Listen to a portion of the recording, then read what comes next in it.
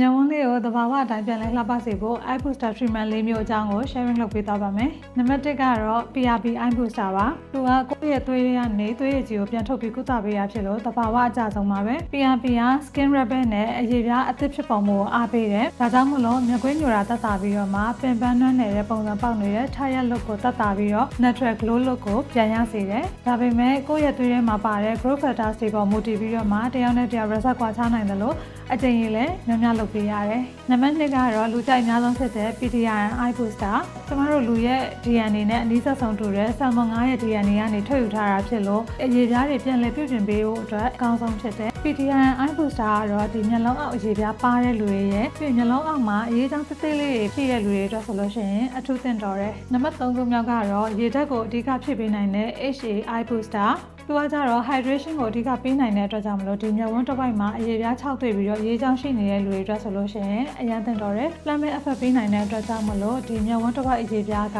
ဆူဆူပြပြနဲ့တင်းတင်းရင်းဖြစ်လာမယ်။ နံပါတ်4 treatment ကတော့ Juvilook eye booster သူကတော့ biostimulator ဖြစ်တယ်။ biostimulator ဖြစ်တဲ့အတွက်ကြောင့်မလို့သူကအရေပြားအောက်မှာ collagen ဆောင်းဆောင်မှုကိုအရန်အားပေးပြီးတော့အသားရည်ကိုပြန်ပြီးတော့တင်းတင်းရင်းဖြစ်သွားစေတယ်။ဒါကြောင့်မလို့ long term anti aging effect ကိုလိုချင်တဲ့သူတွေနဲ့မျက်လုံးအောက်အရေပြားလျှော့တွဲနေတဲ့လူတွေအတွက်အကောင်းဆုံး treatment ဖြစ်တယ်။ဒီဗီဒီယိုလေးကိုကြည့်ပြီးသွားပြီဆိုလို့ရှိရင်တော့ကိုနဲ့တင်တော်တဲ့ treatment ကိုကိုယ်တိုင်ရွေးချယ်သွားနိုင်မယ်လို့မျှော်လင့်ပါတယ်။ဒါပေမဲ့တစ်ခုသတိထားရမှာကမျက်ဝန်းတစ်ပတ်အရေပြားကအရန်နုညံ့ပြီးတော့ sensitive ဖြစ်လို့ treatment ယူမယ်ဆိုလို့ရှိရင်ဆရာဝန်နဲ့သေချာတိုင်ပင်ဖို့လိုမယ်နော်။